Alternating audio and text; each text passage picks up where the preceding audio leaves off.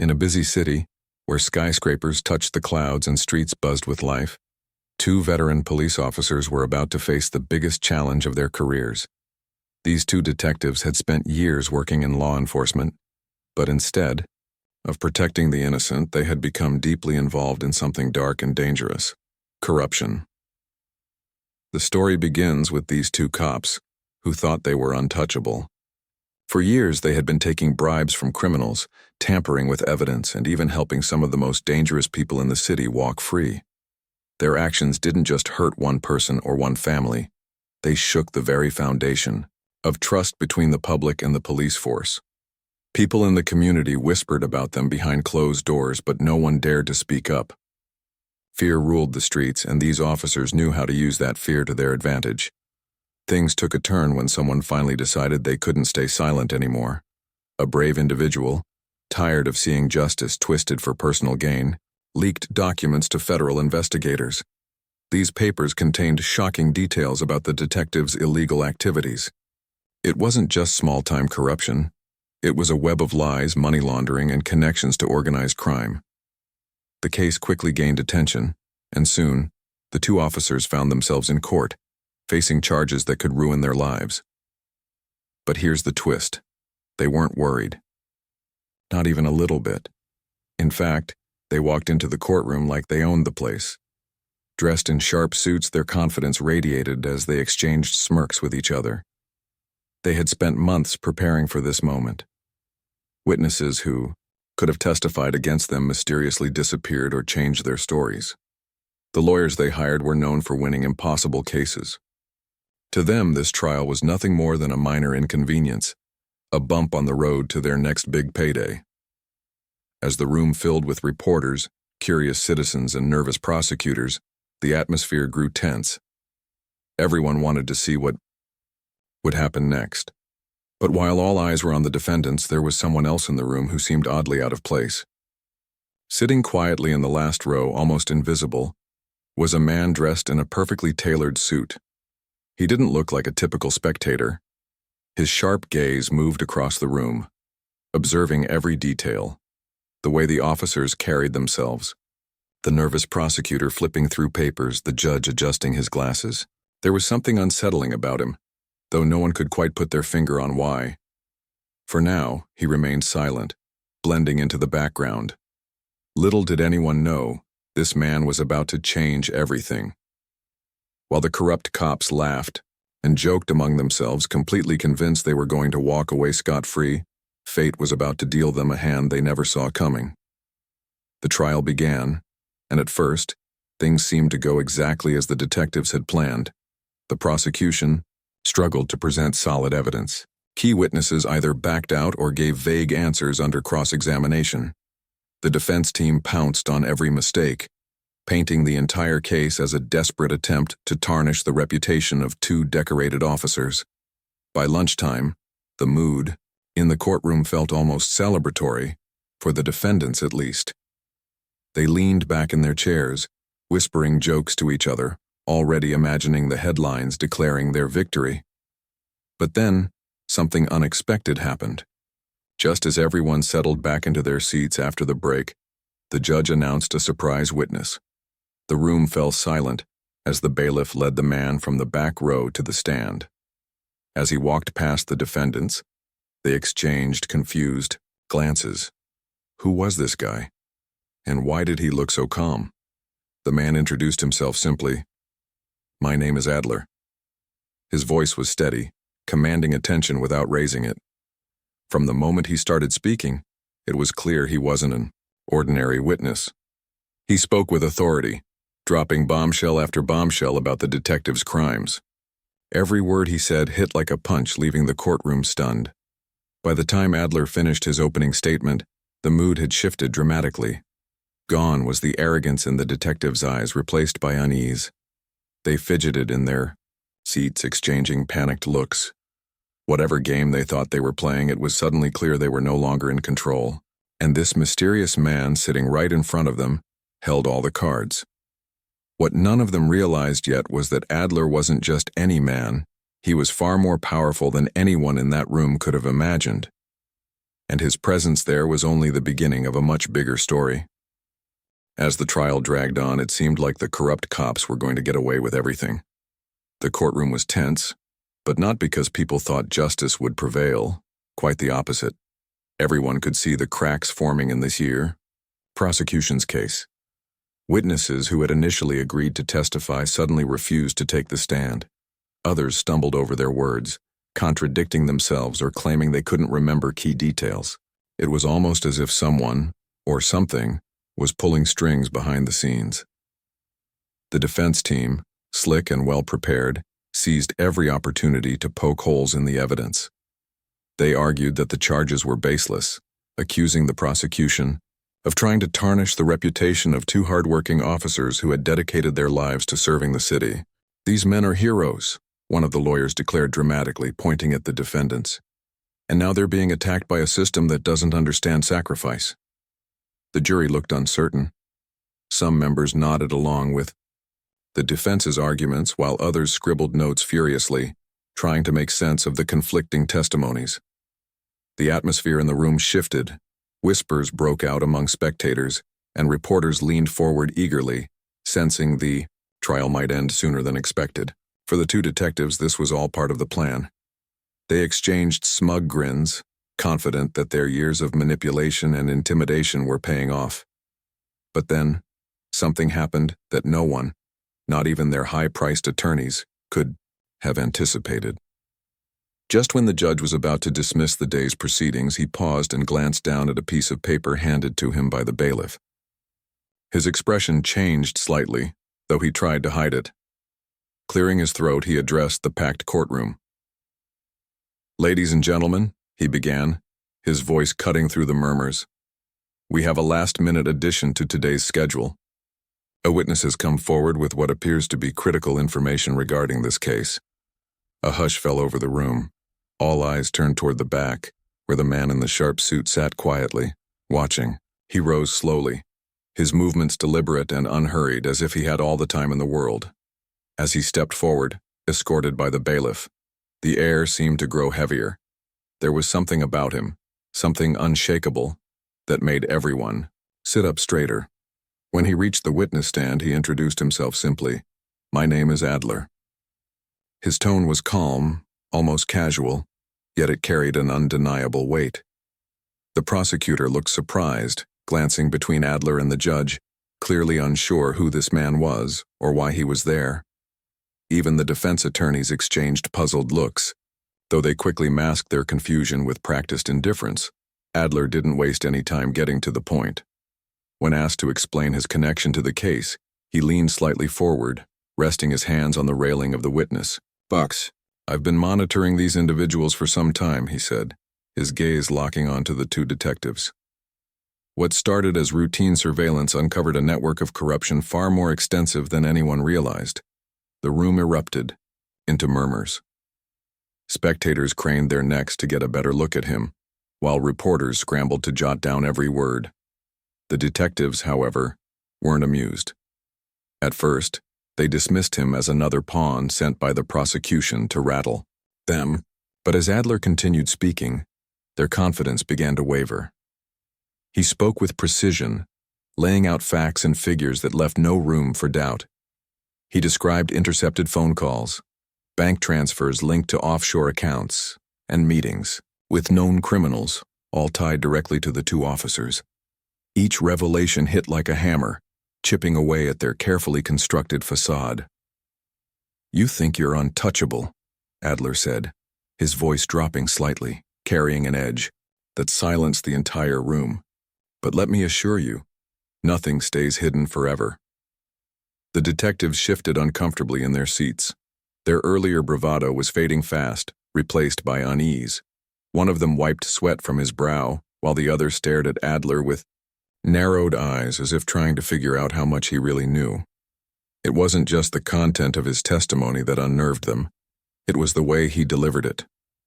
Adler didn't raise his voice or resort to theatrics. Instead, he spoke with quiet authority, each word landing like a blow.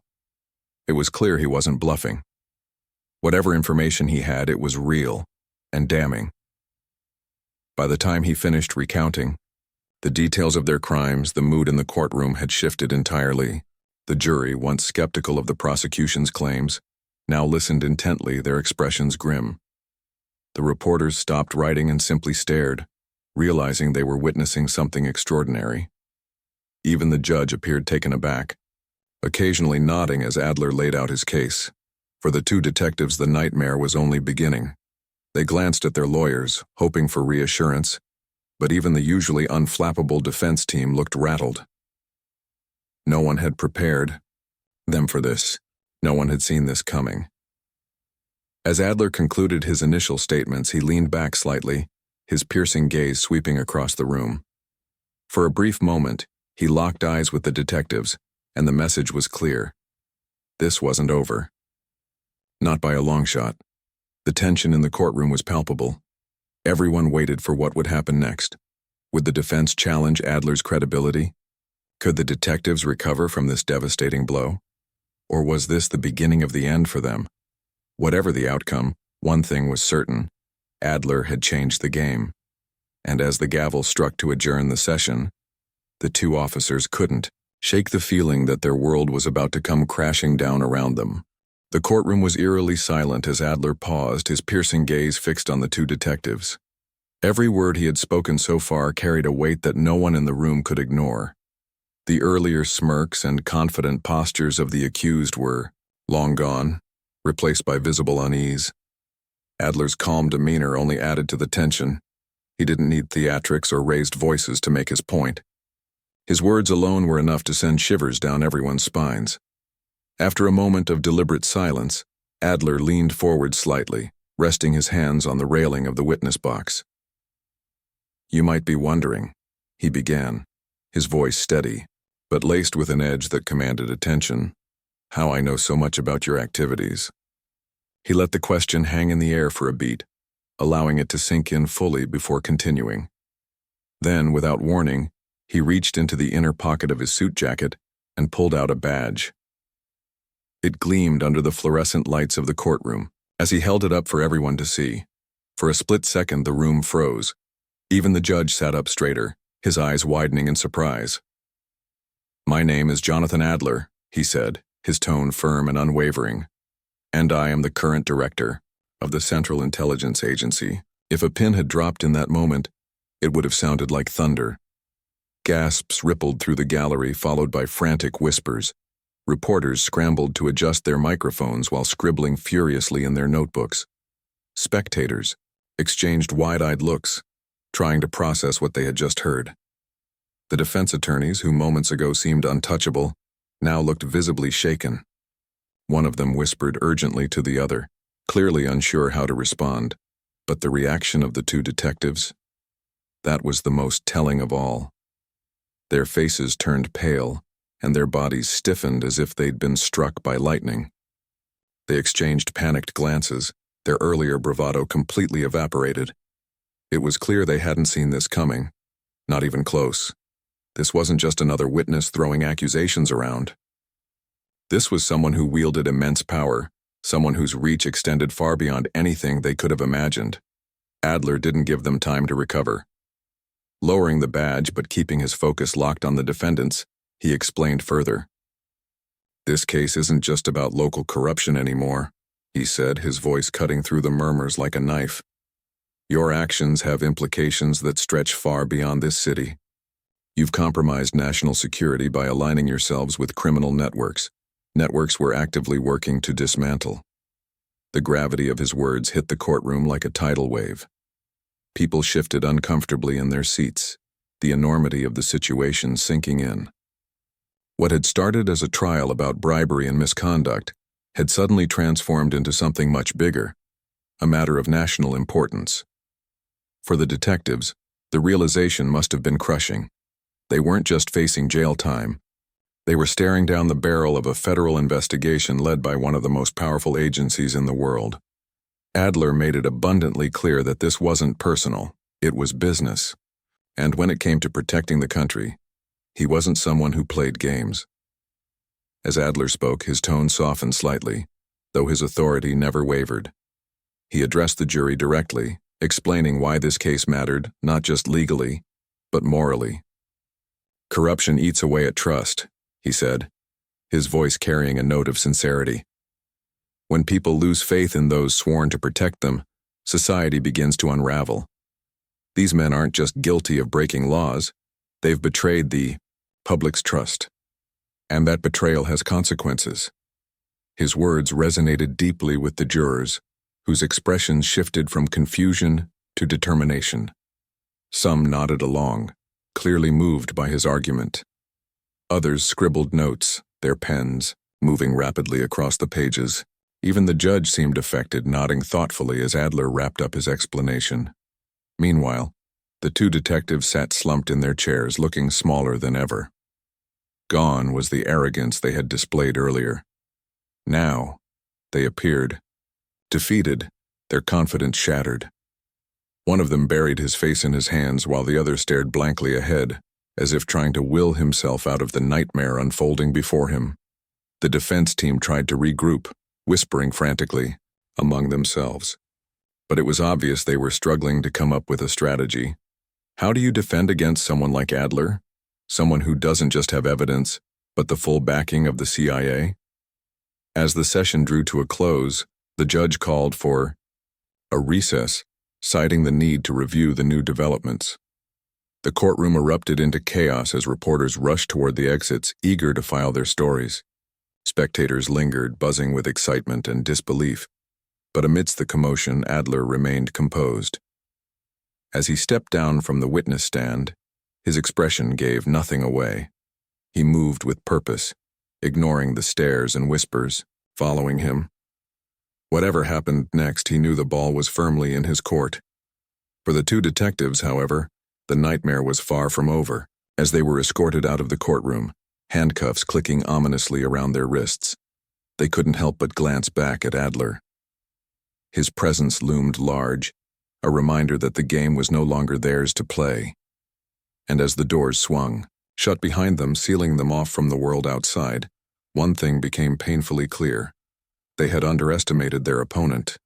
Big time. After the dramatic revelation in the courtroom, everything moved at lightning speed. The trial was abruptly adjourned as federal agents poured into the courthouse, taking control of the situation. The two detectives were escorted out in handcuffs, their faces pale and sweat beading on their foreheads. Reporters shouted questions, cameras flashed, but the officers didn't say a word. They just stared straight ahead, their eyes wide with fear as if they were trying to process how quickly their world had unraveled. Back at FBI headquarters, Adler personally oversaw the next phase of the operation.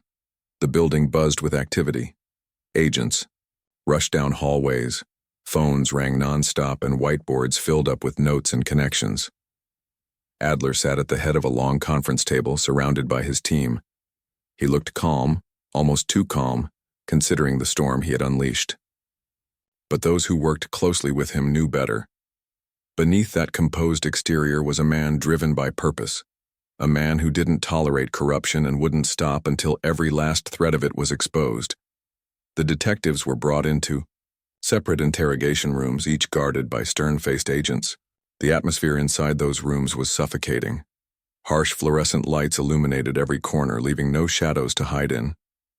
Metal chairs scraped against tiled floors, and the faint hum of air conditioning did little to ease the tension. It was clear from the moment they walked in that this wasn't going to be like any other questioning they'd faced before. This wasn't about dodging accusations or spinning lies. This was about survival. Adler entered one of the rooms, flanked by two seasoned operatives. He carried a slim folder with him, though he didn't open it right away. Instead, he took a seat across from the first detective, leaning back casually as if they were old friends catching up over coffee. For a few moments, he said nothing, letting the silence stretch out. It was a tactic he used often. It gave people time to think, to panic, to wonder what he already knew. Finally, he broke the silence. "You've been playing a dangerous game," he said, his voice calm but firm. "And now you're losing." The detective shifted uncomfortably in his chair, avoiding Adler's gaze. His usual bravado was nowhere to be found. "I don't know what you're talking about," he muttered, though his voice lacked conviction. Adler smiled faintly, almost sympathetically. "That's where you're wrong," he replied. "I know exactly what you've been doing. I know the names of the people you've worked with, the deals you've made, the money you've hidden, and most importantly, I know how deep this goes." He slid the folder across the table, opening it to reveal documents, photographs, and transcripts. Each piece of evidence painted a damning picture of the detective's involvement in organized crime. There were wiretap recordings of conversations with known criminals, bank statements showing large sums funneled into offshore accounts, and even surveillance photos of meetings held in dimly lit parking lots late at night. The detective's hands trembled as he flipped through the pages. This can't be happening," he stammered, his voice barely above a whisper. "It is happening," Adler said, leaning forward slightly. "But here's the thing, you still have a choice. You can cooperate, tell us everything you know, and maybe, just maybe, salvage what's left of your life. Or you can keep lying, and we'll bury you so deep you'll never see daylight again." The offer hung in the air, heavy and unavoidable. The detective hesitated, his mind racing. He glanced at the door, then back at Adler, searching for some sign of leniency. But Adler's expression remained unreadable. He wasn't offering mercy. He was offering a lifeline, one that came with strings attached. In the other room, the second detective was undergoing a similar ordeal. While Adler handled the first suspect, another senior agent took charge of the interrogation. This detective tried to put up more resistance, insisting he was innocent and accusing the government of framing him. But when presented with irrefutable evidence, his defiance crumbled. Tears streamed down his face as he admitted to his crimes, naming names and revealing details about the network of corruption that extended far beyond the two of them. As the hours passed, the pieces of the puzzle began falling into place. What started as an investigation into local police misconduct had uncovered a sprawling conspiracy involving high-ranking officials, politicians, and even members of Congress. The scale of it was staggering, and Adler knew this case would send shockwaves throughout the country. Later that evening, Adler stood alone in his office, staring out the window at the city skyline. The lights twinkled below, a stark contrast to the darkness he had spent years battling. He felt a mix of emotions: anger at the betrayal of public trust, satisfaction at finally exposing the truth, and exhaustion from carrying the weight of responsibility on his shoulders. His phone buzzed on the desk behind him, pulling him out of his thoughts. It was a message from one of his top analysts. "We've identified 3 key players linked to higher-ups. Next steps?" Adler exhaled, slowly turning back to face the room. He picked up the phone and typed a reply. "Bring them in, this isn't over yet." As he set the phone down, he allowed himself a brief moment of reflection. Corruption like this didn't happen overnight, and rooting it out wouldn't be easy either. But tonight, justice had taken a step forward, and for Adler, that was enough, for now. The news of the scandal spread like wildfire, lighting up television screens, social media feeds, and newspaper headlines across the country. Within hours, the story had gone viral, dominating every major news outlet. The public couldn't get enough of it. Every new detail was dissected, debated, and shared. People were outraged, but they were also captivated. This wasn't just another case of corruption. This was a real-life drama that felt more gripping than any movie or TV show. Protests erupted in cities nationwide as citizens took to the streets, demanding accountability. In parks, outside courthouses, and even near police stations, crowds gathered with signs that read, "Justice over corruption," "No more lies," and "Clean up the system." Some protesters chanted slogans while others held silent vigils, their faces etched with anger and frustration. It was clear that this case had struck a nerve, a deep-seated distrust of institutions that many had felt for years, finally had a face, and people weren't going to let it go quietly. Inside government offices, panic set in. Politicians scrambled to distance themselves from anyone implicated in the scandal. Phone lines buzzed nonstop as aides worked overtime to craft statements and manage damage control. Press conferences were hastily arranged, with lawmakers standing behind podiums, claiming they had no knowledge of the corrupt activities. But Their words rang hollow to the public, who had grown tired of empty promises and performative outrage. Meanwhile, Adler found himself at the center of a media frenzy. Reporters camped outside his office, desperate for a comment or a glimpse of the man who had single-handedly blown the lid off one of the biggest corruption scandals in recent history. Some praised him as a hero, calling him a champion of justice and integrity. Others criticized him, accusing him of overstepping his authority and using federal resources to settle personal vendettas. The debate raged on talk shows, opinion columns, and online forums, with everyone weighing in on whether Adler was a savior or a power-hungry operative. But Adler didn't pay much attention to the noise. He was too busy overseeing the fallout. Dozens of arrests followed the initial interrogation of the two detectives. High-ranking officials within the police department were taken into custody, their polished reputations crumbling under the weight of evidence against them. Even members of Congress weren't spared. Some resigned abruptly while others fought back, vowing to clear their names in court. The ripple effect of the investigation reached far and wide, shaking the foundations of power structures that had stood unchallenged for decades. Adler knew this was only the beginning. While bringing down the immediate perpetrators was satisfying, he understood that systemic corruption ran deeper than a few bad apples. It was embedded in policies, protected by privilege, and perpetuated by silence. Rooting it out would require more than arrests and trials. It would take meaningful reform, transparency, and a commitment to rebuilding trust between the public and those sworn to serve them. Despite the chaos unfolding around him, Adler remained focused.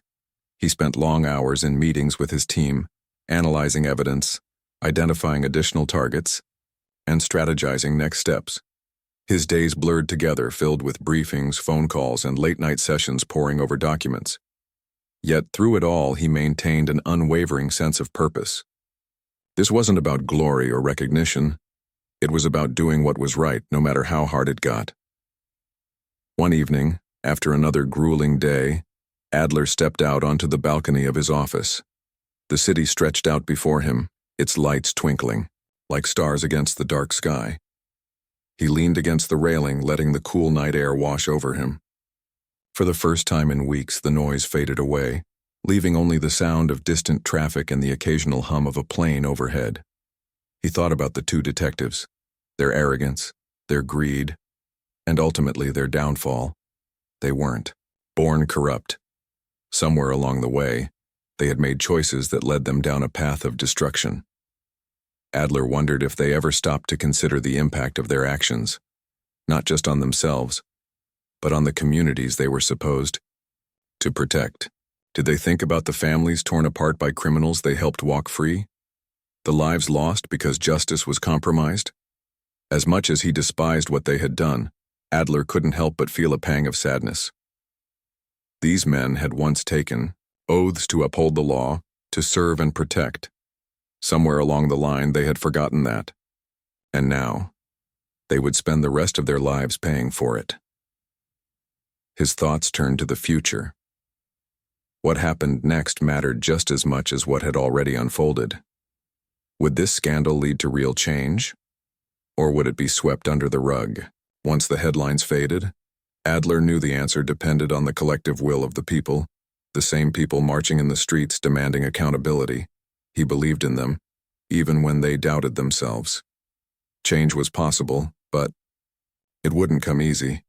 It would require courage, persistence, and a willingness to confront uncomfortable truths. Back inside, his phone buzzed again. Another update from his team. 3 more high-profile arrests had been made overnight. Adler sighed, rubbing his temples. There was still so much work to do, but for now he allowed himself a small moment of satisfaction. Justice had been served, at least partially, and for someone who had dedicated his life to fighting corruption, that was enough. As he returned to his desk, flipping through the latest reports, Adler reminded himself why he did what he did. This wasn't just a job, it was a mission to ensure that no one else had to suffer because of greed, dishonesty, or abuse of power. Whatever challenges lay ahead, he was ready to face them head-on. Because in the end, justice wasn't just about punishing the guilty. It was about giving hope to the innocent. Months had passed since the scandal broke and the dust was finally starting to settle. The two corrupt detectives were behind bars, sentenced to decades in prison without parole. Their flashy suits and cocky grins were replaced by orange jumpsuits and hollow stares. They were no longer untouchable. They were just two broken men paying the price for their actions. But this wasn't the end of the story. Far from it. Adler stood before a congressional committee tasked with addressing systemic corruption within law enforcement. The room was packed. Lawmakers, journalists, activists, and ordinary citizens filled every seat, their eyes fixed on him as he prepared to speak. He adjusted his tie, took a deep breath, and stepped up to the podium. This moment mattered more than any arrest or conviction. It was about ensuring that what happened wouldn't happen again. Corruption, Adler began, his voice steady but passionate, isn't just a problem for those directly involved. It's a cancer that spreads, infecting everything it touches. When people lose faith in those sworn to protect them, we all suffer. Trust is the foundation of society. Without it, nothing works. The room fell silent. Even the most skeptical, members of the committee leaned forward, listening intently. Adler didn't use fancy language or try to sugarcoat the truth. He spoke plainly, from the heart, sharing stories of families torn apart by injustice, businesses destroyed by bribery, and communities left vulnerable because officers looked the other way for a paycheck. He talked about the whistleblowers who risked everything to expose the truth, their courage, their sacrifices, and the fear they lived with every day. He reminded everyone that justice wasn't just about punishing wrongdoers. It was about protecting the innocent and giving them a reason to believe in a better future. But Adler didn't stop there. He laid out a clear plan for reform. He proposed stricter oversight of law enforcement agencies, independent review boards to investigate misconduct, and mandatory ethics training for all officers. He called for transparency in hiring practices and financial disclosures to prevent conflicts of interest. And perhaps most importantly, he urged lawmakers to listen to the voices of the people, the ones marching in the streets, demanding change. There's no quick fix, Adler admitted, his tone softening slightly. This isn't something we can solve overnight, but if we commit to doing the hard work, if we hold ourselves accountable and refuse to look away when things go wrong, we can build something stronger, something fairer, something worth believing in. His words resonated deeply. Lawmakers nodded along, some scribbling notes furiously while others exchanged thoughtful glances. Outside the hearing room, crowds gathered holding signs and chanting slogans. Social media lit up with hashtags like Justice for All and On No More Corruption, spreading Adler's message far beyond the walls of Congress. Yet, Adler knew the fight wasn't over. Passing laws and creating committees was only part of the solution.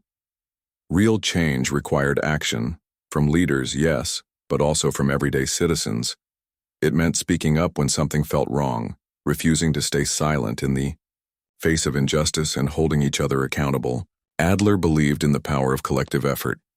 He had seen firsthand how one brave whistleblower could spark a movement, and he hoped this scandal would inspire others to step forward. In the weeks that followed, Adler threw himself into establishing a new task force dedicated to rooting out corruption at all levels of government. Comprised of seasoned investigators, data analysts, and legal experts, the team worked tirelessly to identify weak spots in the system and close loopholes that allowed bad actors to thrive. They partnered with community organizations, advocacy groups, and even former whistleblowers to ensure their efforts aligned with the needs of the people. It wasn't easy. Resistance came from unexpected places. Some politicians fought back against reforms, claiming they infringed on states' rights or added unnecessary bureaucracy. Others argued that focusing on corruption detracted from more pressing issues like crime rates or economic growth. But Adler remained undeterred. He knew progress often came slowly, especially when entrenched interests were at stake. He stayed, patient, persistent, and focused on the bigger picture. As the sun set over Washington, D.C., Adler found himself alone in his office once again. Papers were scattered across his desk, coffee cups stacked haphazardly nearby. He glanced out the window, watching the city lights flicker to life below. Despite the exhaustion weighing on him, he felt a sense of quiet satisfaction. Justice hadn't been perfect, it rarely was, but it had prevailed, at least in this instance. He thought about the road ahead. There would be more scandals, more battles to fight, more systems to dismantle and rebuild. Corruption wasn't something you eradicated completely. It was something you constantly guarded against. But Adler wasn't afraid of the challenge. If anything, he welcomed it. Every case, every victory, every small step toward fairness fueled his determination to keep going. Picking up his coat, Adler turned off the lamp on his desk and headed for the door. As he walked through the empty halls of headquarters, he reflected on the events that had brought him here. The late nights, the tough decisions, the moments of doubt, they all led to this point. A point where hope outweighed cynicism, where action trumped apathy, and where justice, however imperfect, still stood tall. Outside, the air was crisp, carrying the promise of a new day. Adler paused for a moment, looking up at the stars. Somewhere, out there, someone else was fighting their own battle, for truth, for fairness, for a better world. And though he might never meet them, Adler hoped his work would inspire them to keep pushing forward no matter how hard the fight became. With that thought, he climbed into his car and drove off into the night, ready to face whatever tomorrow held. Because for Adler, justice wasn't just a job, it was a calling, and he wouldn't rest until the system served everyone equally, not just the powerful few.